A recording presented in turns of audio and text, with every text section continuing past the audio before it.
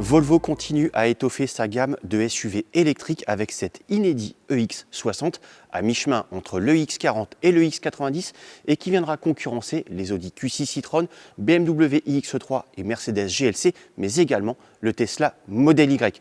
Un véhicule qui a la particularité d'être produit en Suède alors que ses frangins sont produits en Belgique et aux États-Unis.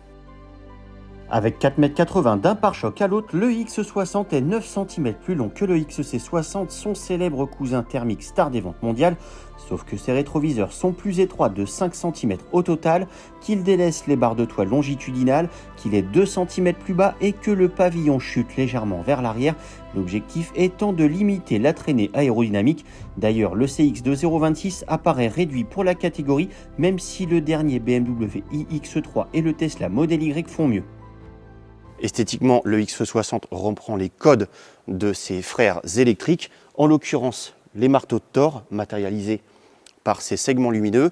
On retrouve également un profil cubique mais épuré, sauf que le X60 innove, notamment avec ses petits ailerons qui servent de poignée de porte et ses inédites vitres sans encadrement doublées pour limiter les bruits extérieurs. À l'intérieur, on retrouve une ambiance typique des dernières Volvo avec un mobilier épuré, joliment dessiné, de jolis matériaux. Le X60 hérite également de la dernière instrumentation numérique des Polestar et Volvo de dernière génération, sauf que cette instrumentation, elle est avancée devant le pare-brise. Alors c'est pas très pratique, notamment en termes de lisibilité, parce que quand on règle le volant au plus haut, la partie supérieure peut passer devant. Au centre, on trouve un nouvel écran recourbé, pour qu'il soit lisible tant par le conducteur que par le passager. Le système est piloté par une interface Google, donc c'est très pratique, très lisible et plutôt réactif, ce qui est plutôt de bon augure parce que la plupart des commandes passent par cet écran, notamment la clim, mais également les réglages des rétroviseurs et du volant. Dernière particularité de cette EX60, il oublie la boîte à gants au niveau des genoux, pour celle-ci située au centre.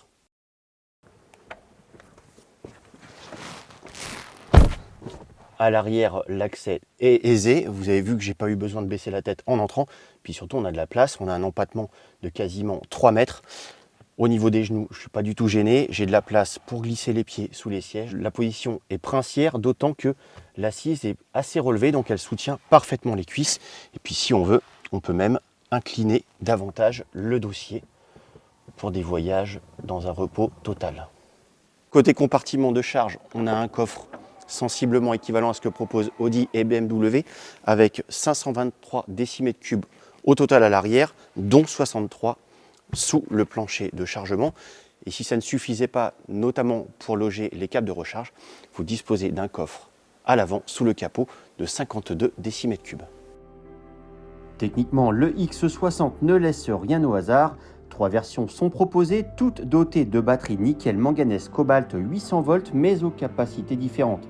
En entrée de gamme, on trouvera une version propulsion RWD dotée d'un seul moteur arrière, fort de 374 chevaux, et d'une batterie de 80 kWh utile capable d'emmener le X60 durant 620 km et de charger de 10 à 80% en 18 minutes. Dès le cœur de gamme AWD P10, le X60 reçoit un second moteur à l'avant pour offrir 4 roues motrices et 510 chevaux, la batterie atteignant 91 kWh utile avec à la clé une autonomie de 660 km, une version qui sera déclinée en finition cross-country, plus large au niveau des voies, mieux protégée au niveau des bas de caisse au point même de les recouvrir partiellement d'aluminium véritable, mais également surélevée de 20 mm voire 40 mm avec sa suspension pneumatique exclusive réglée au plus haut. Enfin, en haut de gamme, la version AWD P12 joue les gros bras avec une puissance cumulée de 680 chevaux et surtout une capacité de batterie de 112 kWh utile, une valeur record chez Volvo comme pour la catégorie d'ailleurs et qui paraît presque déraisonnable. D'un autre côté, les gros rouleurs n'auront plus à se plaindre puisqu'ils pourront espérer jusqu'à 810 km sans pour autant s'éterniser à la borne, la charge de 10 à 80% ne réclamant que 19 minutes grâce à la puissance de charge maxi de 370 kW.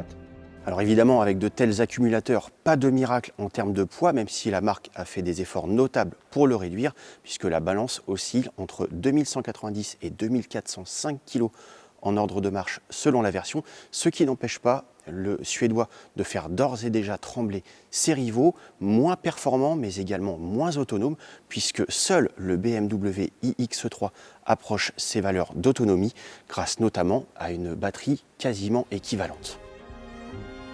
Côté tarif, le Volvo se situe entre le Tesla Model Y et ses concurrents allemands dans sa version d'appel, mais il impose des efforts financiers importants à mesure que l'on monte en gamme pour accéder notamment aux grosses batteries. Ainsi, avec ses tarifs oscillant entre 66 500 et 82 400 €, il se rapproche dangereusement des BMW iX3 et Mercedes GLC EQ, l'Audi Q6 e-tron restant plus coûteux en frôlant les 100 000 € dans sa version la plus sportive, pourtant moins puissante.